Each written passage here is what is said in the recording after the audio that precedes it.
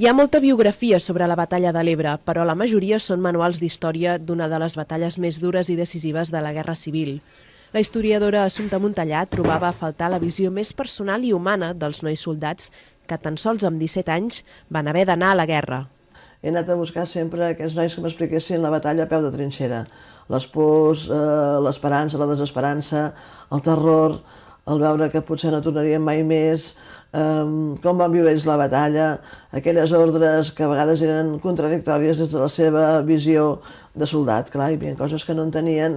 D'aquesta investigació n'ha sorgit el llibre 115 dies a l'Ebre, amb el testimoni de 7 soldats de la lleva del Biberó que mai abans havien agafat una escopeta. Però esclar, és que d'entrada els fan fer instrucció i els hi donen pals d'escombra o fusells de fusta, perquè com que les armes també anaven escasses, doncs per què emplear-les amb ells, que no saben fer res? Però llavors la incongruència és que els envien a la primera línia de xoc. El llibre també inclou testimonis d'un soldat del bàndol franquista, un requeter i un pontoner.